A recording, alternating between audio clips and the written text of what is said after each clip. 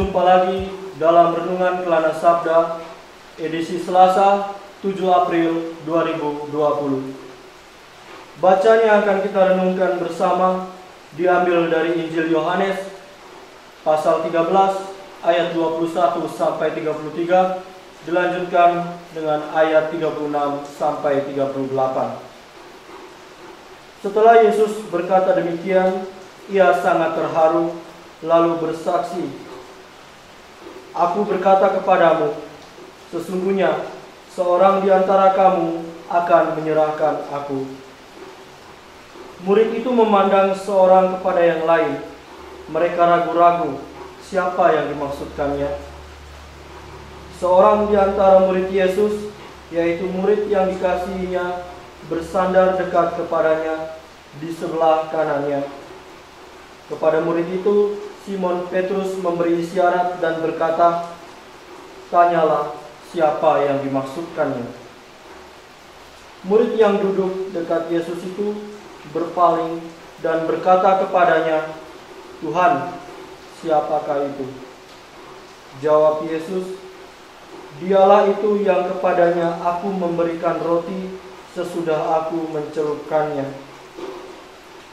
Sesudah berkata demikian, ia mengambil roti, mencelupkannya, dan memberikannya kepada Yudas, anak Simon Iskariot. Dan sesudah Yudas menerima roti itu, ia kerasukan iblis. Maka Yesus berkata kepadanya, "Apa yang hendak kau perbuat, perbuatlah dengan segera." Tetapi tidak ada seorang pun dari antara mereka yang duduk makan itu mengerti apa maksud Yesus mengatakan itu kepada Yudas. Karena Yudas memegang kas, ada yang menyangka bahwa Yesus menyuruh dia membeli apa-apa yang perlu untuk perayaan itu, atau memberi apa-apa kepada orang miskin. Yudas menerima roti itu lalu segera pergi. Pada waktu itu hari sudah malam. Sesudah Yudas pergi, berkatalah Yesus, "Sekarang Anak Manusia dipermuliakan dan Allah dipermuliakan di dalam Dia. Jikalau Allah dipermuliakan di dalam Dia, Allah akan mempermuliakan Dia juga di dalam dirinya dan akan mempermuliakan Dia dengan segera. Hai anak-anakku, hanya seketika saja lagi aku ada bersama kamu. Kamu akan mencari aku, dan seperti yang telah kukatakan kepada orang-orang Yahudi, ke tempat aku pergi, ia tidak mungkin datang. Ke tempat aku pergi, tidak mungkin kamu datang. Demikian pula aku mengatakannya sekarang juga kepada kamu." Simon Petrus berkata kepada Yesus, "Tuhan, kemanakah engkau pergi?" Jawab Yesus, "Ke tempat aku pergi, engkau tidak dapat mengikuti aku sekarang, tetapi kelak engkau akan mengikuti aku." Kata Petrus kepadanya, "Tuhan, mengapa aku tidak dapat mengikuti engkau? Aku akan memberikan nyawaku bagimu." Jawab Yesus, "Nyawamu akan kuberikan bagiku? Sesungguhnya aku berkata kepadamu, sebelum ayam berkokok, engkau telah menyangkal aku 3 kali." Demikianlah Injil Tuhan. Salam kasih persaudaraan.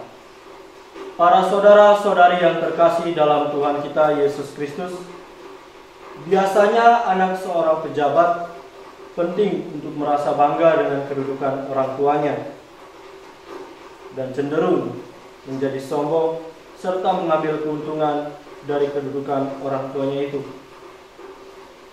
Sebaliknya, kalau anak itu diminta untuk melaksanakan harapan sesuai dengan kehendak orang tuanya, tentu anak tersebut merasa berat, sebab oleh karena kesombongan didapatkan dari kedudukan orang tuanya. Sikap Yesus berbeda. Seluruh hidup Yesus untuk melaksanakan kehendak Bapaknya amatlah sangat rela, supaya Bapa dimuliakan oleh manusia. Yesus tidak mencari keuntungan dari kedudukan yang amat dekat dengan Bapaknya.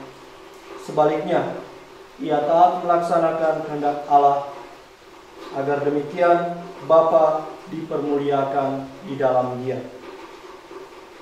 Para saudara-saudari yang terkasih dalam Tuhan kita Yesus Kristus, melalui baptisan kita telah diangkat menjadi anak Allah. Bagaimana kita menempatkan diri di dalam hidup ini sesuai dengan status baru kita? Apakah hidup kita sungguh mencerminkan diri sebagai anak yang mau melaksanakan harapan Allah? Apakah Allah dimuliakan dalam kehidupan kita setiap hari? Para saudara-saudari yang terkasih, ketakutan adalah penjara yang dibangun dalam diri kita. Penjara itu menghalangi kehendak Allah yang ingin berkarya di dalam diri kita.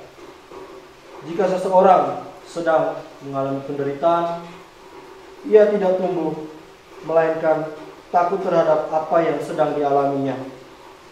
Atau bagaimana Allah dan kemuliaannya akan dinyatakan. Yesus juga mengalami perjalanan hidup yang penuh dengan penderitaan dan kesedihan, terlebih khusus ketakutan. Ia menerima penderitaan dan kematiannya sebagai bagian dari pola perubahan. Pengikutnya pun akan mengalami hal yang sama. Kita juga akan ditimpa kesusahan, kesedihan, frustasi, dan berbagai penderitaan lain.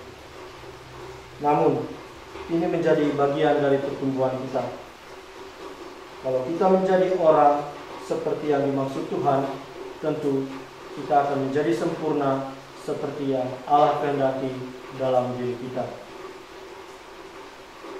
Semoga Tuhan memberimu damai.